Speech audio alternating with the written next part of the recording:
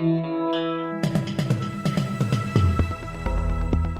listening to the Batuta Advocates Weekly News Wrap on Desert Rock FM 96.5. Welcome back to the Batuta Advocate Weekly News Bulletin. Bit pepped up the Savo. We're already on the piss. My name is Clancy Overall, editor of the Batuta Advocate. I'm joined by Errol Parker, editor at large. How are you, Errol? Good, mate. Always good to be on the piss with you. Yeah, mate. We're really right up them, the Savo, aren't we, lads? Right up them. How good? How good? I can't even see. Oh, I'm fucking blind. How are you going, Wendell? Fucking sensational, mate. I can't wait to get out of here and sink more piss. Oh, that's the stuff. What's first up in the news? Well, let's get into it with some news from the big fella. And Scotty has interrupted women discussing endometriosis to explain that ibuprofen works quite well to treat the pain. Yes, the bloke in chief treated a couple of women to some handy advice this week. Apparently, he was walking through Belconnen the morning after his minister... He was walking through Belconnen the morning after he cut his minister Anne Rushton off when she was trying to talk about sexism in politics, and he overheard a couple of women talking about endometriosis. And he then interrupted the conversation, like he did to, of course, Minister Anne Rushton the day before. He interrupted to explain that in his experience, some anti-inflammatory pain meds with a nice warm wheat bag work really well to treat the condition. Just like that, and in another story from down there in Canberra, the members of Parliament accused of drunken sleaziness probably not stoked with Barnaby Joyce rushing to defend them. Yeah, the above scenario was a bit of overflow from what happened on Four Corners on Monday night, with Attorney General Christian Porter, Alan Tudge MP, and the rest of the Liberals under fire after allegations of sexism, misogyny, chauvinism, and workplace misconduct. And since this program went to air, Barnaby Joyce has thrown his support behind the embattled MPs, something which they kind of confirmed they aren't really that keen on. I don't know.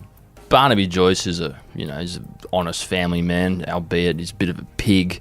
But, I think these blokes, bloody Tudge and Porter, they should be thanked for any help they can get, rather than just riding poor, misunderstood Barnaby into the dirt. There you go. Interesting point, Errol. There was a comment on that one from Judith Clark, who said they're good pollies and their own personal life is their own. Leave them alone. What's up next, Wendell?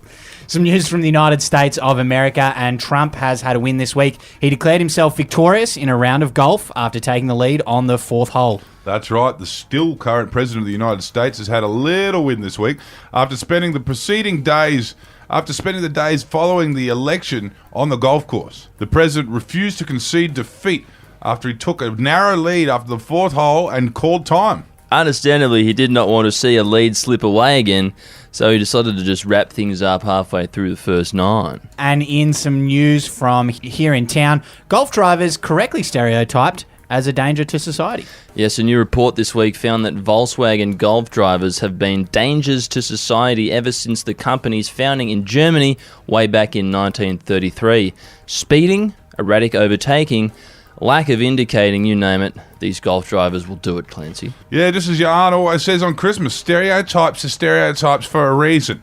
But we spoke to one local golf driver who denied the allegations, saying he's always practiced safe speeding and he's only been booked 3 or so times. Yeah, there you go. What a defence. And there was a comment on this one from Deacon Gay, which may or may not have a correlation to these findings. He said, I worked in a wealthy area, didn't know that the VW Golf came without P plates for quite a while there. Good stuff, Deacon. Well, you learn something new every day, don't you, DG? Deacon Gay is a very wealthy area kind of name. And in some sports news this week, Australians will now be able to watch rugby union without having a hole drilled through their house. Yes, believe it or not, Wendell.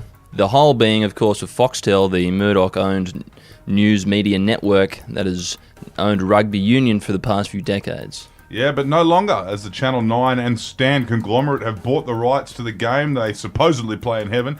It's some welcome news for long-suffering rugby fans and players. And I think there has since been suggestions now that some of the Povo public school kids might even start watching Super Rugby. And in turn, the talent pool may grow beyond, 3 or 4 private schools in Sydney. Dare to dream, hey? Anyway, that'll probably do us for this week. Let's go get back on the piss. Hell yeah, brother. Let's get antisocial.